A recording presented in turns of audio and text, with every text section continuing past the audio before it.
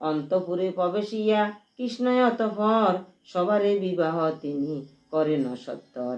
বিস্তার করিতে মায়া ব্রজেন্দ্র নন্দন, দশপুত্র প্রত্যেকেরে করে উৎপাদন। তৃতীয় স্কন্ধ প্রথম অধ্যায়ের উদ্ধব কর্তৃক কৃষ্ণের লীলা বর্ণন। হে রাম, উদ্ধব কহে ন শুন বিদুর সুজন, কংসবধ বিবরণ অতি অতুলন। রামকৃষ্ণ নন্দ ফাঁসে বিদায় ইয়া, বদিলেন কংসরাজে মথুরায় গিয়া। রাজবংশ হতে তারে করিয়া ক্ষেপণ, অনায়াসে বদিলেন শ্রীনন্দের নন্দন। মৃতদেহ যবে আসি করিল ভূমিতে, পিতা ও মাতারে হরি সন্তুষ্ট করিতে। সেই মৃতদেহ লয়ে অতীব হেলায়, ভূমির উপরে খুনে টানিয়া বেড়ায়। কৃষ্ণের হস্তেতে কংস হইয়া নিহত, মুক্তি লাভ করিলেন তপস্বী বাঞ্ছিত।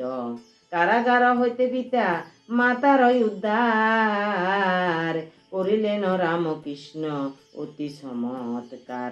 মথুরার লীলা কথা অতীব অদ্ভুত, কি বর্ণিব সেই লীলা শ্রীকৃষ্ণ সম্ভূত। পরে কৃষ্ণ করিলেন বিদ্যার অভ্যাস, সান্দীপনী সমী পেতে শাস্ত্রের আবাস। সরঙ্গাদি সহজত বেদ সমুদয়, একবার পরিমাত্র শিখে কৃপাময়। পঞ্চজন নামে ছিল দৈত্য ভয়ঙ্কর, বিধন্ন করিয়া কৃষ্ণ তাহারই উপর। গুরুর নিহত পুত্রে করিয়া নয়ন, গুরুরে দক্ষিণা রূপে করে নয়র্পণ। লক্ষ্মীর সমান ছিল ভীষ্মক নন্দিনী, রূপে গুণে তুল অতুলনা নামেতে রক্ষিণী। রূপে ও লাবণ্যে তার মুগ্ধ হয়ে অতি, বিবাহ করিতে আসে বহু নরপতি। সবার মস্তকে হরি স্থাপিয়া শরণ, যেমন গরুড় করে অমৃত হরণ।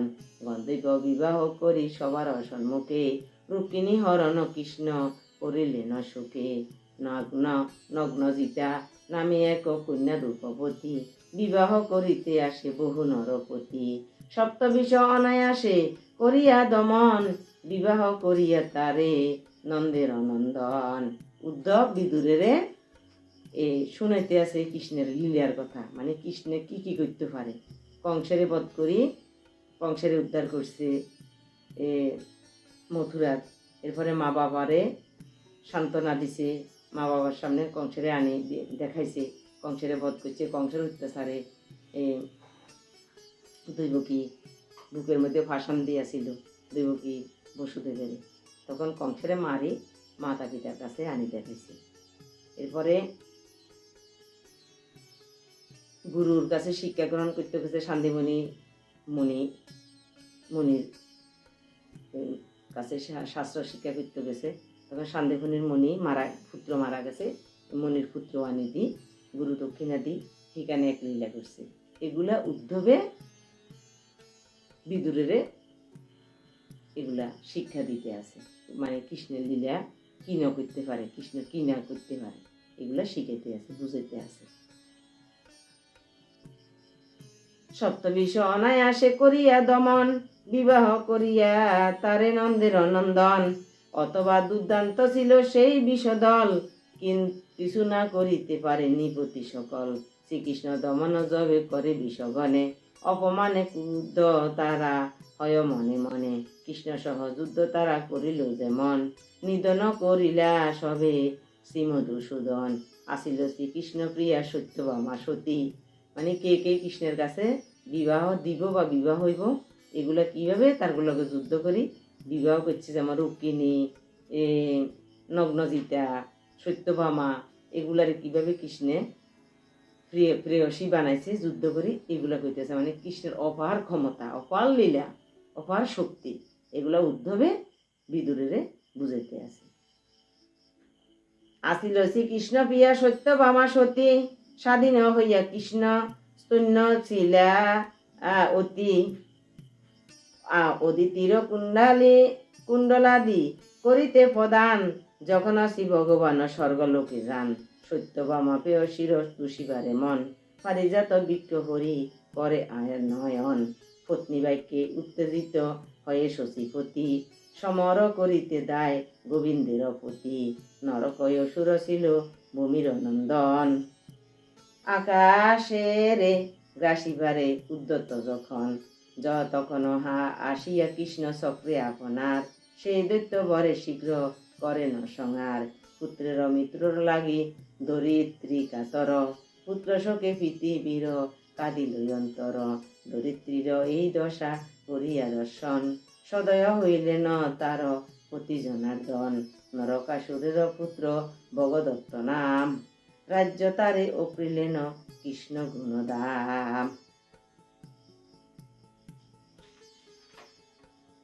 নরকাসুরের ছিল গুপ্ত অন্তপুর, রাজকন্যা বন্দী ছিল তাহাতে প্রচুর। অন্তপুরে প্রবেশিয়া কৃষ্ণয় অতঃপর সবারে বিবাহ তিনি করেন সত্তর। বিস্তার করিতে মায়া গজেন্দ্র নন্দন, দশ পুত্র প্রত্যেকেরে করে উৎপাদন। মাগধ জৈবন চালব আদি দৈত্যগণ, অবরোধ করে সেই দ্বারকা ভুবন। দ্বিমাদি নিমিত্ত মাত্র করিয়া তখন, শ্রী গোবিন্দ তাহাদের করেন নিধন। সম্বর দ্বিবিধ বান বল্ল অসুর, বদিলেন তাহাদের যদুকুল সুর। আরো যত দৈত্য ছিল শুন গুণদাম, তাহাদের প্রাণ বধ করে বলরাম। কুরুক্ষেত্রে নামে রণ হলে সংগঠিত, কৌরব পাণ্ডব তথা হন একত্রিত। অর্জুন সারথি হয়ে দেবকী নন্দন, করিলেন একে একে কৌরব নিধন।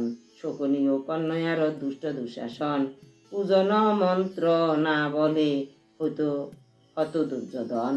বাঙ্গেন তাহার অরু ভীম বিপুদর, পড়িয়া রহেন বীর ভূমির উপর।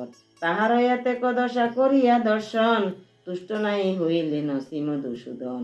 নানা রূপ কথা তবে মনেতে বিচারি, এই রূপ ভাবিলেন মুকুন্দ মুরারি। ভীষ্ম দোনয় অর্জুন আদি যত বীরগান, কুরুক্ষেত্রে করিলেন সেই যেবার হরণ। তাহাতে কতটা বার কমিল সম্পত্তি, যাদব সৈন্যের বার দুর্বিষহ অতি। উন্মুক্ত হইয়া যাবে যাদব সকল, পরস্পর বিবাদাদি করিবে কেবল। একে অন্য যাবে তারা করিবে সংহার, তখন কমিবে কিছু পৃথিবীর ভার। এই রূপ চিন্তা করি কৃষ্ণ সনাতন, যুধিষ্ঠিরে নিজ রাজ্যে করিয়া স্থাপন। এই রূপে সাধুব্রত করি প্রদর্শন, সূর্যোদয় গণে করে আনন্দ বর্ধন।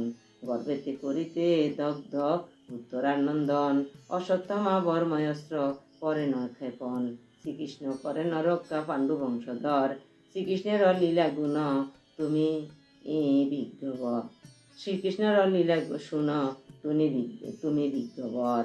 কৃষ্ণের সাহায্যে তবে ধর্মের নন্দন, তিনবার অশ্বমেধ কল্যা সমাপন। অবশেষে বার্তা সহ কৃষ্ণ দিয়া মন, করে ন পাণ্ডব সবে পৃথিবী পালন। এই দিকে শ্রীকৃষ্ণ আসি দ্বারকানগর, অনাসক্ত ভাবে ভোগ করেন বিস্তর। কিছুতেই আসক্ত না হয়ে কদাসন, করিলেন নিজ মনে বিবেক ধারণ। অতি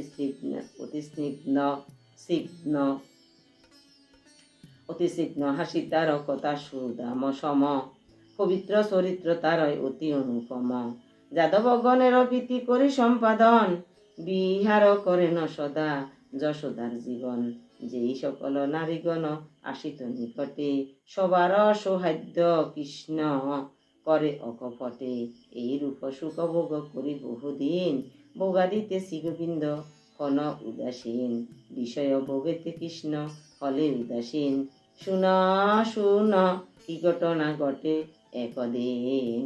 যদুয়ার বোঝেদের শিশুরা সকলে, খেলিবার কালে যুদ্ধ করে মণি দলে। তাহাতে সে মণিগণ ক্রোধ বসে অতি, অভিশাপ দান করে তাহাদের প্রতি। কিছুদিন গত হলে দেব মায়া বলে, বিষ্ণুবৌজ অন্ধকাদি মিলিয়া সকলে। রতহার হন করি প্রফুল্ল চিত্তেতে, গমন করিল সবে প্রবাস তীর্থেতে।